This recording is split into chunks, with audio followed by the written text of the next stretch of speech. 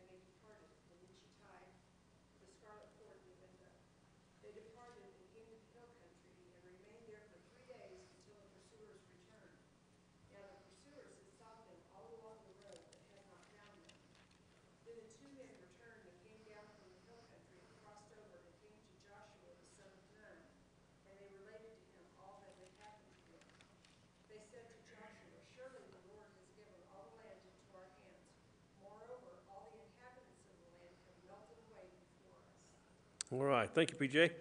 When's the last time that the leadership of Israel had sent spies out?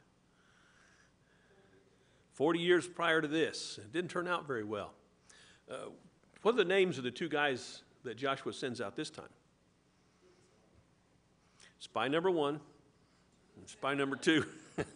So we don't have any names. It's interesting that that's not in the text because the last time they sent the spies out and it didn't turn out very well, they named all 12 of those guys.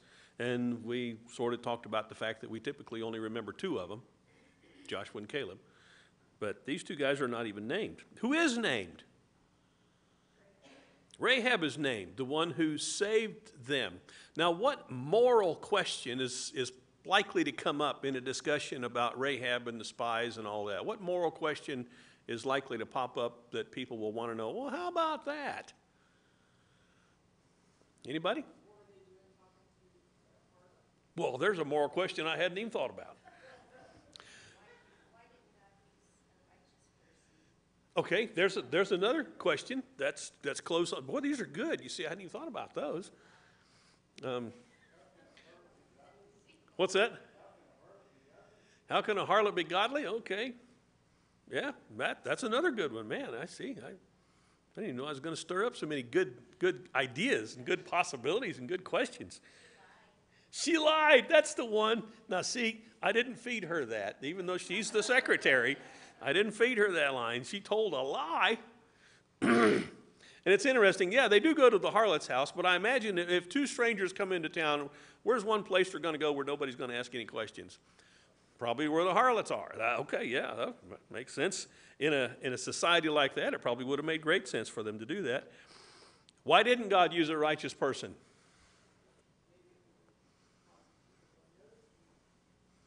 How many righteous people do you suppose there were? How many did Abraham try to find in Sodom and Gomorrah? What's that? Okay, absolutely. She probably was. And, of course, that's a question we're asking that God doesn't ask. He doesn't address that. We don't know. There might have been some righteous people there. And there may well have been people who were looking to God. But at any rate, they're not identified. Nothing is said of them or about them. But we do know that here is Rahab, who puts her faith in God because she has heard what has been done by God in bringing these people into her land. What was the other one? She lied. She lied. Is that okay? I think that's the wrong question to ask if that's okay. Okay, she did it to protect them.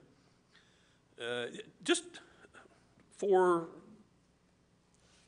something that enters into this, look at 2 Thessalonians chapter 2. Because the last thing I want to do is to give the impression that you can lie, because we're not supposed to lie. We're supposed to tell the truth. We're supposed to be honest. But we'll look at this text of Scripture in 2 Thessalonians where it says this. Verse 8, 2 Thessalonians 2, start at 8. Then that lawless one will be revealed, whom the Lord will slay with the breath of his mouth and bring an end to the appearance of his coming. That is the one whose coming is in accord with the activity of Satan, with all power and signs and false wonders, with all the deception of wickedness for those who perish because they did not receive the love of the truth so as to be saved. For this reason, God will send upon them a what? A deluding influence, so that they will believe what is false, in order that they all may be judged who did not believe the truth but took pleasure in wickedness. Who's God going to give that deluding influence to? Those who didn't love the truth. They didn't love the truth. That's what it says, verse 10. They're going to perish because they don't have a love of the truth. And so if you don't love the truth, I'm going to send you a deluding influence. It's very similar to what Paul says in Romans chapter 1 of those who worship the creature over the Creator. He says if they continue in that, then God is going to give them over to anybody remember? A depraved mind. In other words, if that's the way you want to think, I'll just let you think that way. Sort of like we hear about parents sometimes, they catch their kids smoking a cigarette. What do? Smoke that whole pack right now. And hopefully they won't like it when they're done. That's the idea. But in this case, it definitely will be that truth. So there is something about the idea that if you want to give yourself over to lies, then I'm going to allow you to believe something that's not true. Also, how many of us have read stories? Maybe has anybody read The Hiding Place? Okay, Hiding Place. It's about a family in Dutch Holland during World War II who were hiding Jews. And they were ingenious with the things that they did to hide the Jews from the Germans as they were finding them. So the question came up sometimes. Germans would be patrolling the streets, and they'd grab somebody and say, hey, do you know where there are any Jews? Well, what if you do? What are you going to say? And that was a dilemma that some of them had because they were doing what they did out of a Christian mindset. And so it's a dilemma. This woman, she did what she did, and there's no explanation for it. God doesn't say, now here's what Rahab was thinking. You know, we can speculate that about that all we want, but we really don't know. We just know she did that.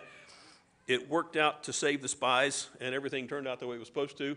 The good guys were victorious. The bad guys were punished. That's what we know. What do we do with that today? Take that as an excuse to be false with people? I would think not.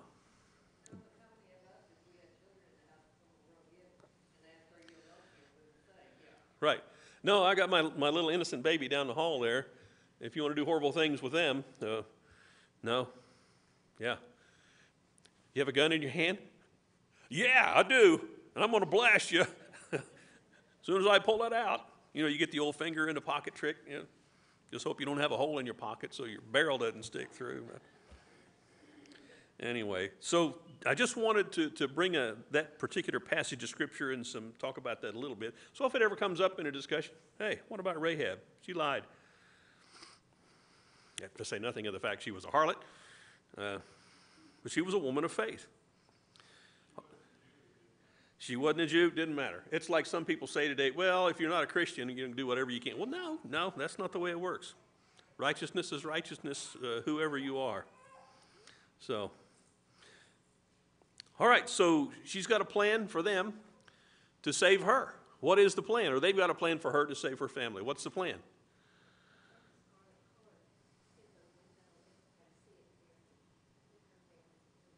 Right. Which is interesting. What happened to the walls of Jericho? They fell down. I'd like to have a picture of that. You know, where was her house exactly, and how come they knew? How? I don't know. Yeah. Isn't that handy that he knows things? Isn't it handy when you pray that you don't have to explain everything in case he's uninformed? What would that be like? Oh, Lord, I can't remember their name. Oh, man, might as well not even pray. I can't remember their name. Or you get the wrong name. Oh, man, I was praying for the wrong guy. There is a there's a funny poem about a guy, it's in Montana, I think, and he's out working on the fence, and he gets in his truck, and it's getting really cold, and he can't start his truck, and he freezes to death, and he's praying to the Lord, and he said, man, I hadn't heard from you in a long time. I started a truck in North Dakota. So, wrong truck. Anyway, it's a funny poem. So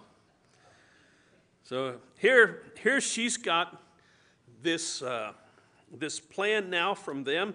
Put the scarlet thread in the window, and everything's going to be fine. And if you've read Joshua, you know that works out just fine for her and her family. It's kind of like when you look at the ark. How many people were saved on the ark? Well, only the 8. How many people are going to be saved out of Jericho? Well, only her and her family. How many of the original Israelites that came out of Egypt actually made it to the promised land? Just 2. Is God concerned about numbers? Or is he concerned about righteousness? He's concerned about righteousness. And that's when you talk about the elect, that's who the elect are. It's those who are faithful. He chooses the faithful. That's how you become one of the elect. All right. The spies go back, make a report to Joshua, and everything is looking good for the invasion. Let's talk about that. Chapter 3, 1 through 8. Who's got that? Need a reader. Chapter 3, 1 through 8. Anybody? All right. Bonnie's got that. I saw a hand over here. Was that you, Janie? And then you can read for us 9 through 17. Go ahead, Bonnie.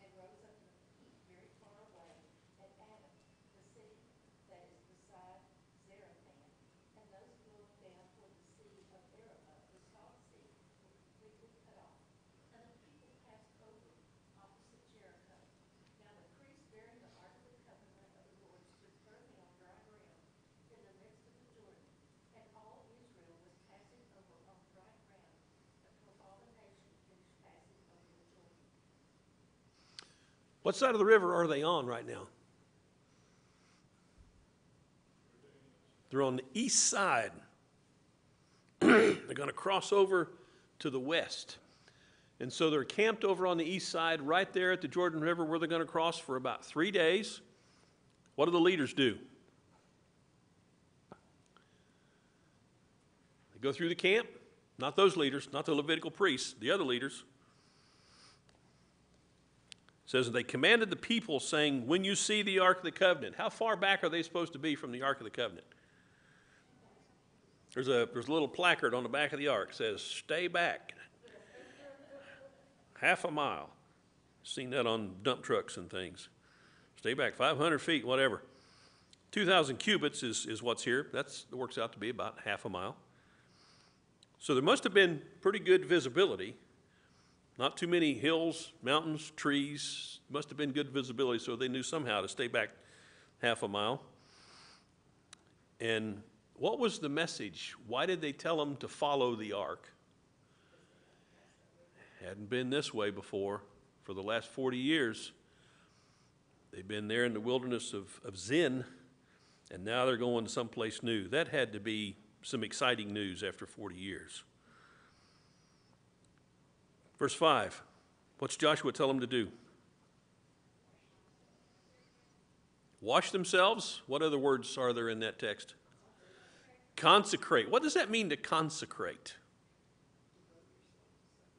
Okay, you devote yourself. The English word or the prefix con, what does con mean? With. It means with. Secration. Con, with, secration. With holiness. Make yourself holy.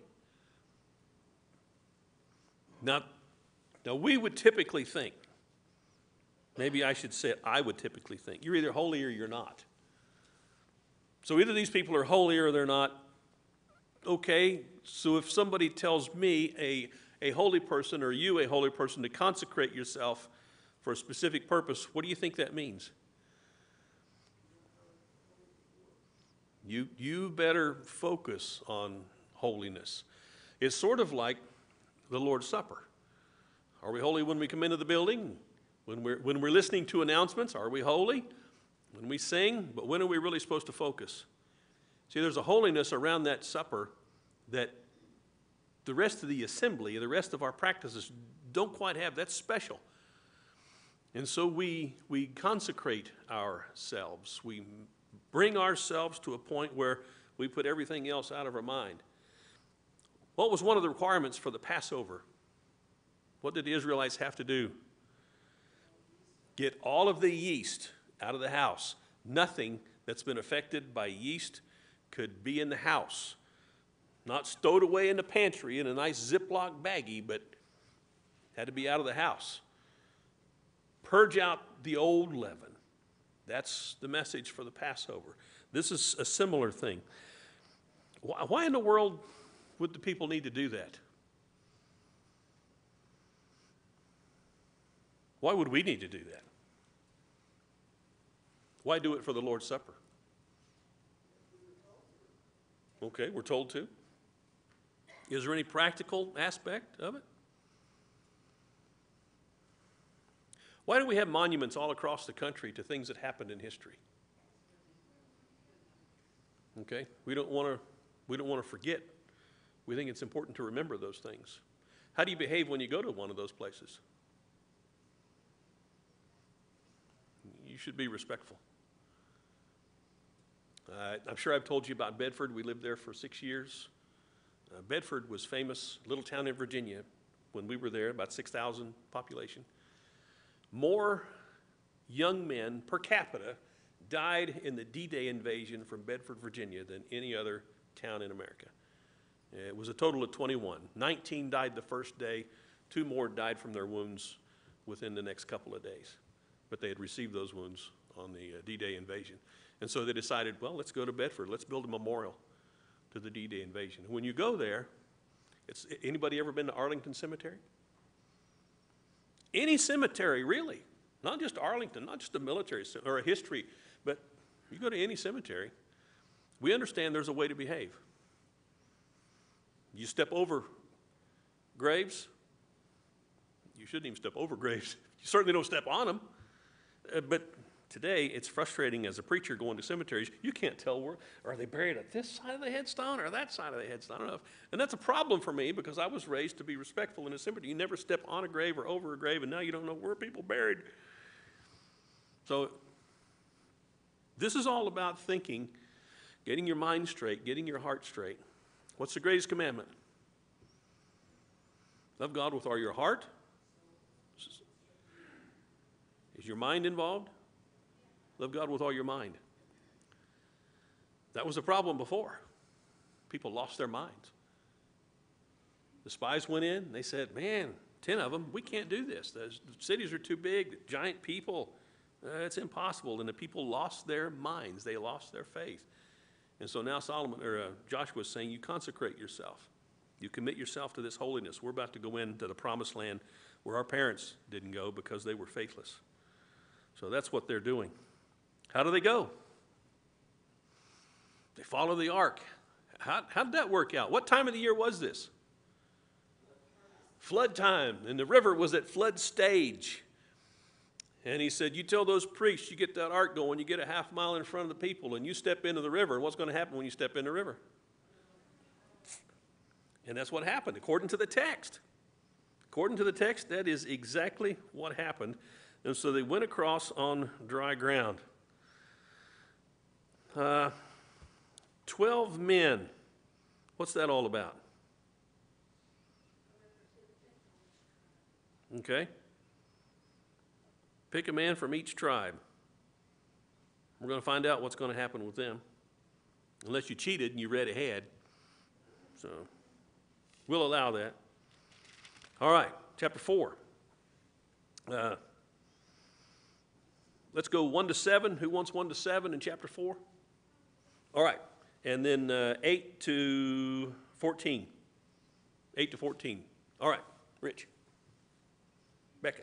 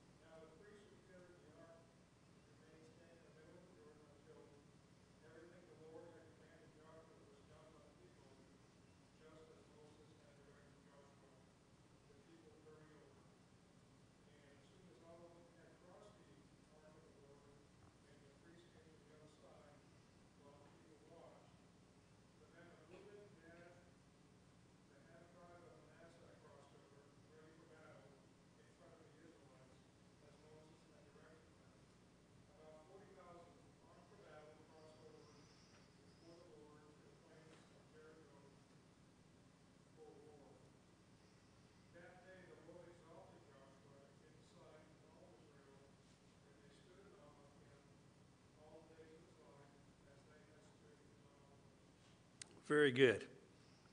Whose idea was it to get those stones? It was God's idea. God instructed Joshua, said, you tell the people to get these stones. What does the writer of Joshua say about those stones? At the writing of this book, they were still there.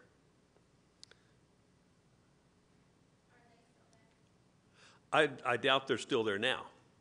But at the writing of this, they were still there. And so, in other words, you're reading this and you go, oh, I don't know if that's true. Well, go see. Yeah, they're still there at this time. It wouldn't be a very large monument because if you carry stone, Yeah. there's only 12 people. Unless you get the Hulk from each tribe, you know, but still, you think about that. If it was that big, it would be very big. Right. Have to be something one guy could carry. Get it up on your shoulder and carry it. So they've got this monument or a memorial. What do you do at a memorial? You remember. You remember. What do we do on the Lord's Day when we eat the bread and drink the fruit of the vine? We remember. It's a memorial feast. This was a memorial for them. God knows that we tend to forget. And so if there are memorials, we can remember. Why is there a cross up there? All that is just, I don't want to say an ornament, but it is a fixture to remind us why we're here, what this is all about. And I know you do. When we were in, when I was in Henderson, Nevada, I was stationed at Nellis, worshiped with the church in Henderson. It was 17 and a half miles. I knew it was 17 because I'd ride my motorcycle every day. It was cool. I had a motorcycle. I was in Vegas. Anyway, but I would ride and worship with the church. Was there for 2.5 years. And I remember a brother who had come out of Catholicism. And in a meeting, they said, let's put a cross up in the front. He said, oh, no, let's not do that, please. Let's not do that. And it was for that very reason, because in Catholicism, he said, that's where you go in, and there are all these statues and icons and things that the people would venerate. Oh, they don't worship them, they just venerate them. But he said, I would be very uncomfortable if we did. So they didn't. They didn't do that. I hope nobody's made uncomfortable by that. Just depends on your background. Some people like to wear crosses. Actually, when I was here, They snuck it in. Okay. Boy, it'd be pretty hard to sneak that rascal up. Well, I guess if you have the blinds, the shade down, you know. Yeah.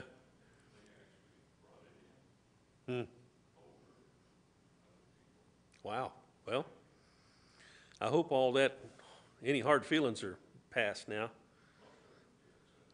Oh, well. All right, moving right along. But you can imagine what purpose this served. You're out with your kids and you see that. Hey, Dad, what's that pile of rocks? Well, son, let me tell you, this is what happened.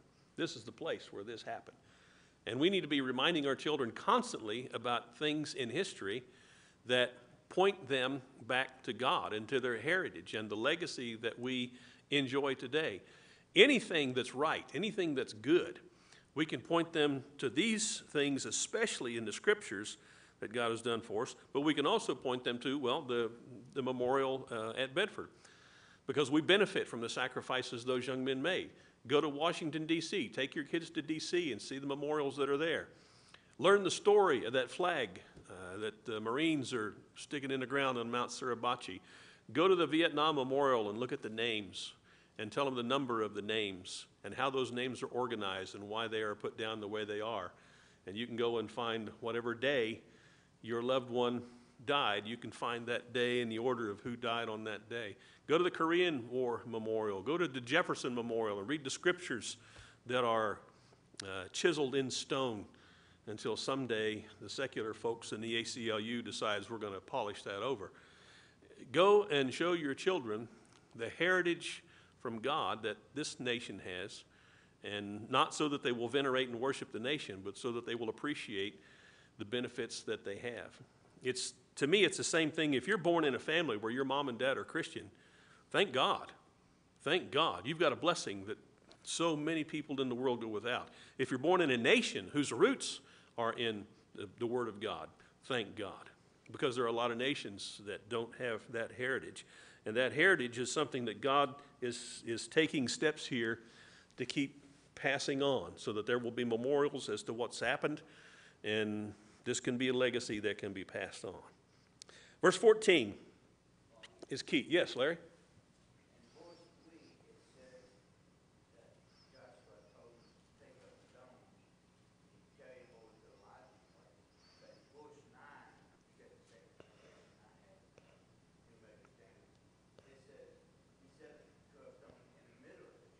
Yes.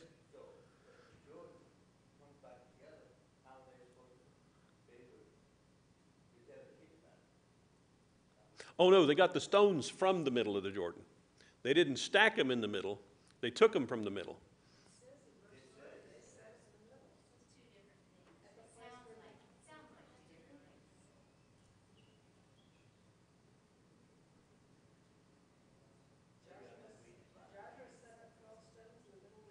Well, that is what it says, isn't it?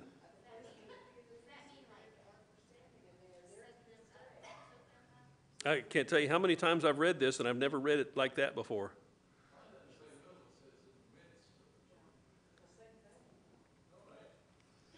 And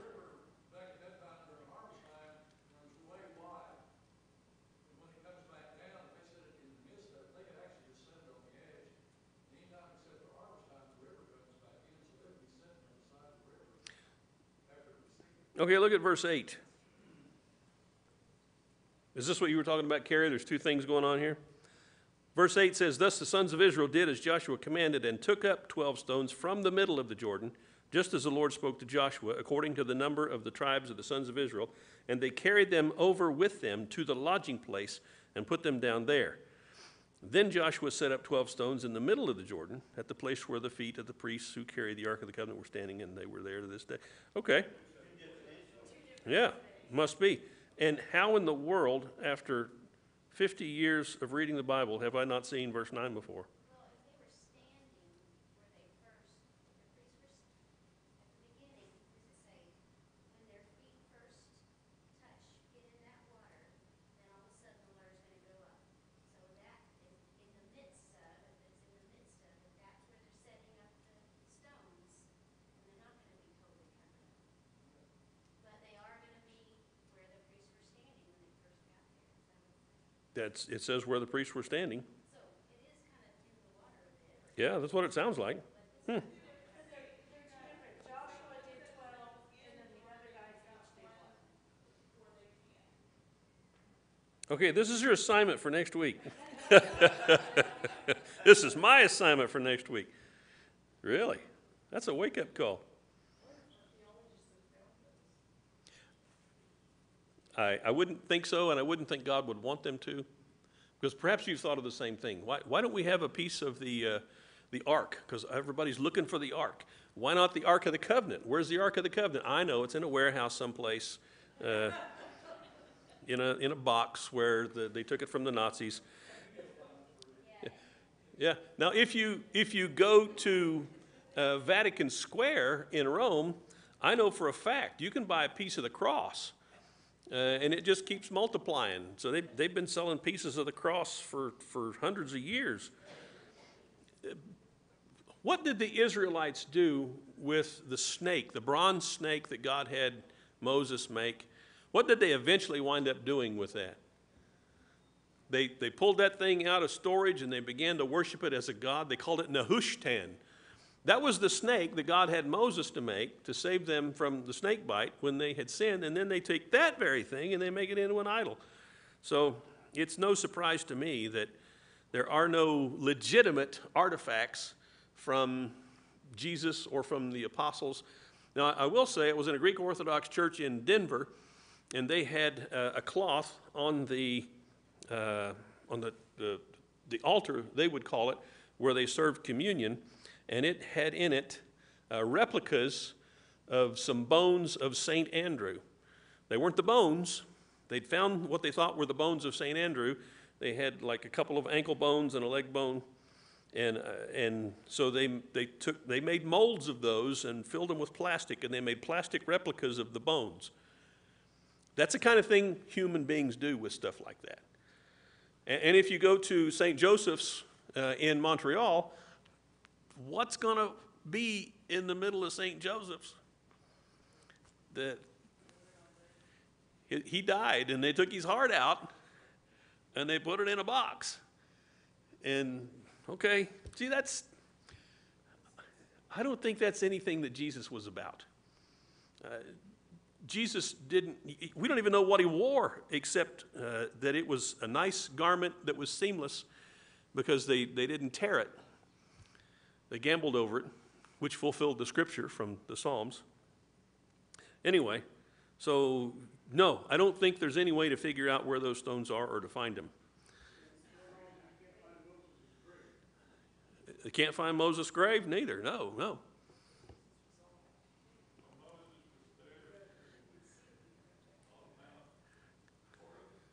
Right. Well, was it Horeb or was it Pisgah? I think it was on Mount Pisgah when the Lord took him. Well, that's another research question. But then on the Mountain of Transfiguration, Moses was there. But he was very much alive with Elijah, talking to Jesus. So.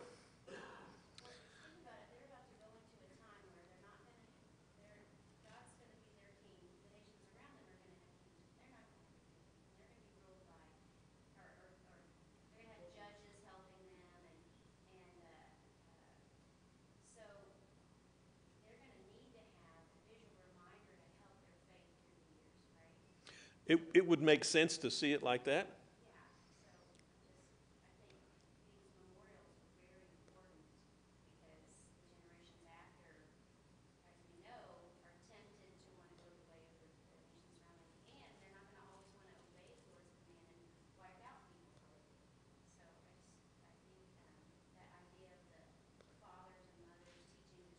Right.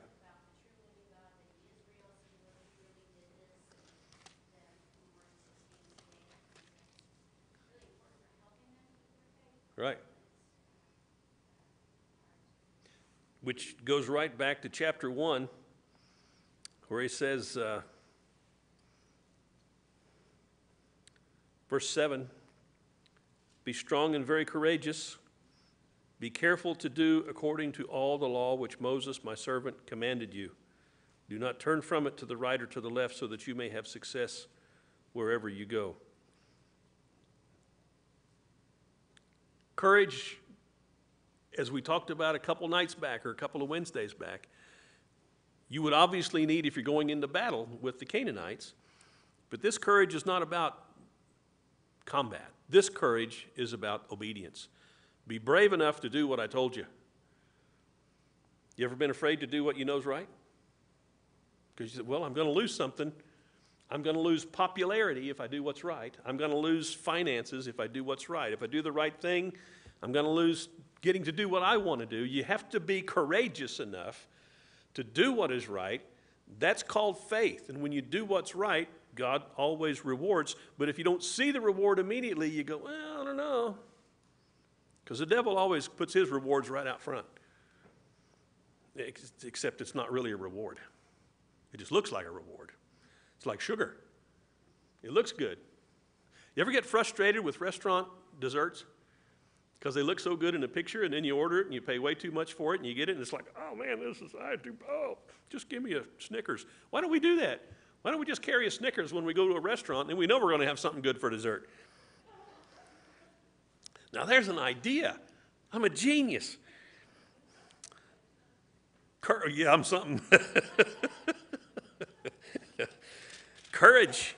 Oh, by the way, let's just go back to Exodus 17. I don't know how much time we've got left, but this is something we ought to make ourselves aware of. This is something we ought to remind ourselves about, too, as we're looking at Joshua being the brand new leader of Israel, and God is exalting him in the eyes of the people. This is Exodus 17, verse 8. Amalek, the Amalekites, they came and fought against Israel at Rephidim. So Moses said to Joshua, by the way, this is the first place we see Joshua in the scriptures. Moses said to Joshua, choose men for us and go out and fight against Amalek. Tomorrow I'm going to station myself on the top of the hill with the staff of God in my hand. And Joshua did as Moses told him and fought against Amalek, and Moses, Aaron, and Hur. You've heard of Ben-Hur. He went up to the top of the hill. No, that's not the same guy. I'm sorry. I just had to throw that in there. So it came about when Moses held his hand up that Israel prevailed. And when he let his hand down, Amalek prevailed. So Moses' hands were heavy, and they took a stone and they put it under him, and he sat on it, and Aaron and Hur supported his hands, one on the one side and one on the other. Thus his hands were steady until the sun set. So Joshua overwhelmed Amalek and his people with the edge of the sword. And the Lord said to Moses, write this in a book as a memorial. Oh, a what? A memorial. Write it down so that it won't be forgotten.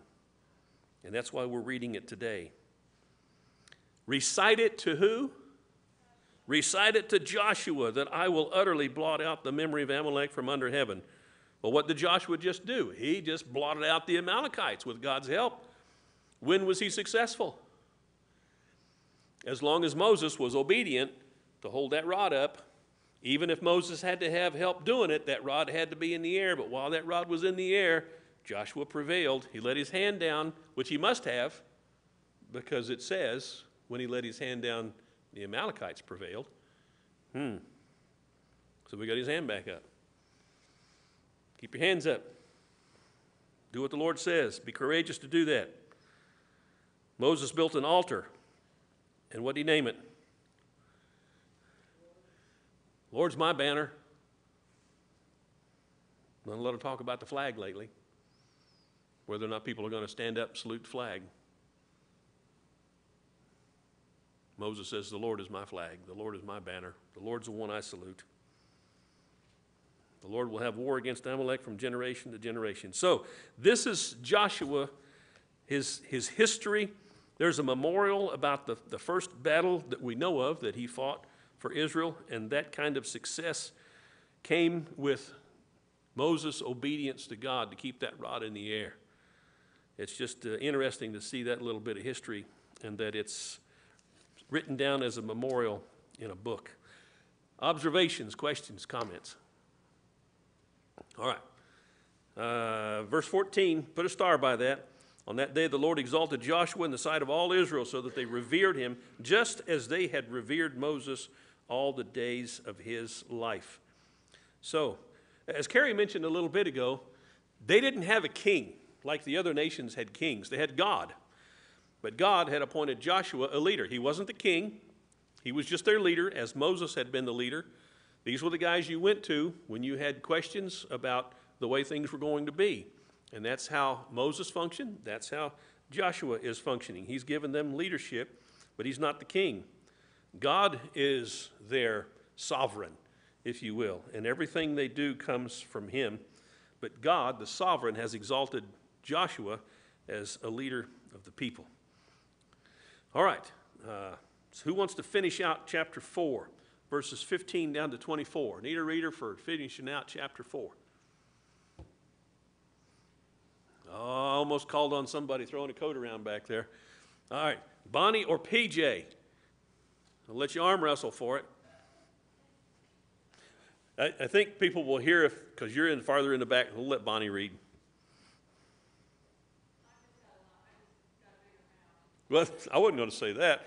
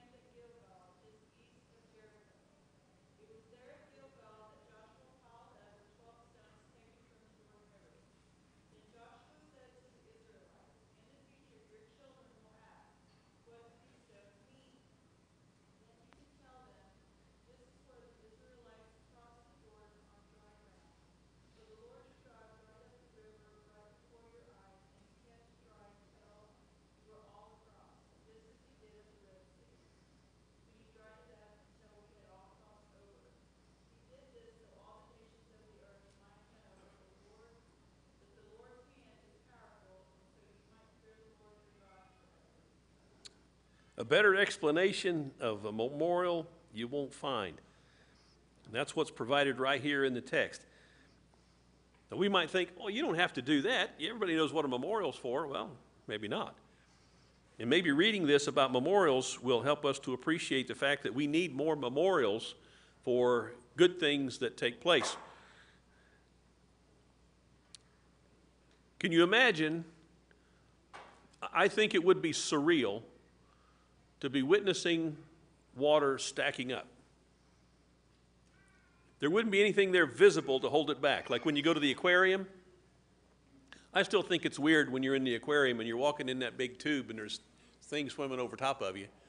I don't care how thick that stuff is. If I can see through it, it can't be that strong. And those are big fish. But that's what the water did. How long would you be able to hold that image in your mind, see something like that? How many of you were present when your first child was born? Well, moms, of course. That's a perspective of a dad. How many dads were present? That's a good one. Well, I don't know if I can recover from that one or not. Yeah. But that's something you don't forget. I know what that was like for me. Wow, that was huge. And it's just, and then you see things in nature, and you might even take a video, but the video is not the same.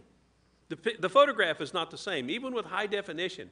You take a picture of the sunset, it's not the same. You got to be there. It's just not the same. And these people were experiencing something that their forefathers had experienced at the Red Sea. They'd seen that. What did their forefathers do? They lost faith. They saw that and they lost faith. It doesn't matter how big the miracle is, the tendency for faith lies within you. It's within you, it's within me. If you want to believe, you'll find a way because it's the right thing to do. If you don't, you'll find a way to give up faith. All right, we'll come back to this point, Lord willing, next week. Nobody has anything. All right, thank you.